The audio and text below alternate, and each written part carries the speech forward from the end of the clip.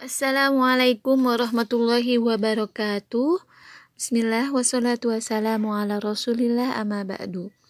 Ananda kelas 4, hari ini Bu Dani akan melanjutkan mata pelajaran IPA bab 2 subbab 2 tentang batang ya.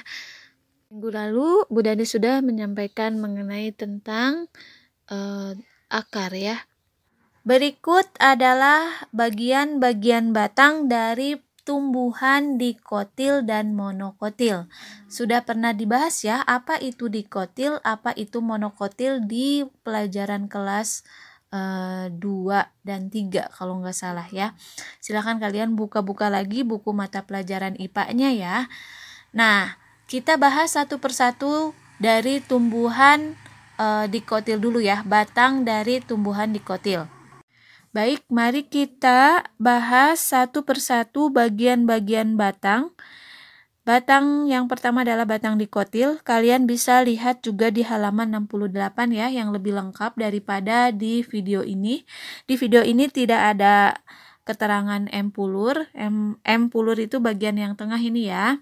Kemudian ada kambium yang tidak tertera di sini, tapi kalian bisa melengkapinya seperti pada halaman 68. Itu tadi yang batang dikotil, yang sekarang adalah penampang melintang batang monokotil ya. Nah, perbedaannya yang mendasar itu tidak adanya empulur dan kambium, tidak adanya korteks ya. Tapi ada yang sama yaitu punya lapisan epidermis, xilem dan floem, itu ya. Perbedaan mendasar pada batang dikotil dan monokotil ya. Pada monokotil tidak adanya kambium yang menyebabkan ya pada tumbuhan monokotil ini batang monokotil ini nggak akan bertambah diameternya ya.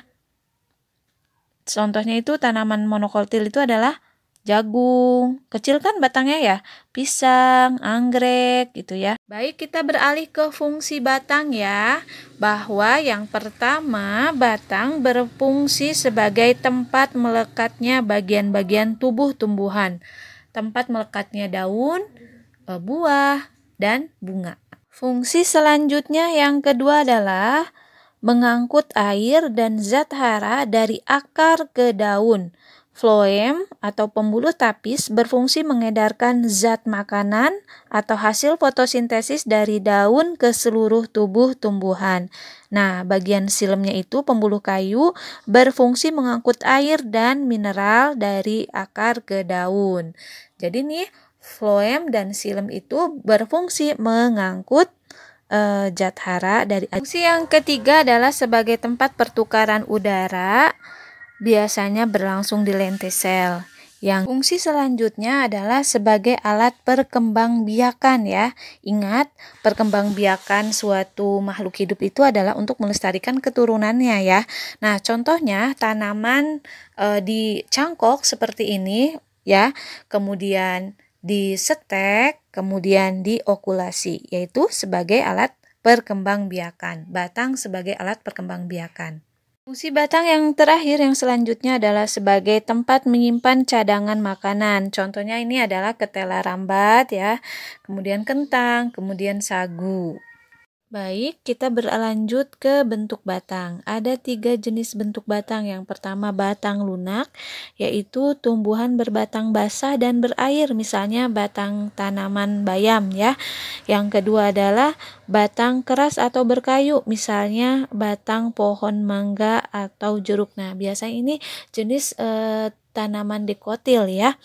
Yang ketiga, yang terakhir adalah batang rumput, yaitu batang tumbuhan yang berruas-ruas dan berongga, misalnya batang padi dan rumput. Alhamdulillah sudah tuntas membahas mengenai batang. Apabila ada hal-hal yang ingin tanyakan, silakan bertanya via Wapri. Bu Dani tutup dengan wassalamualaikum warahmatullahi wabarakatuh.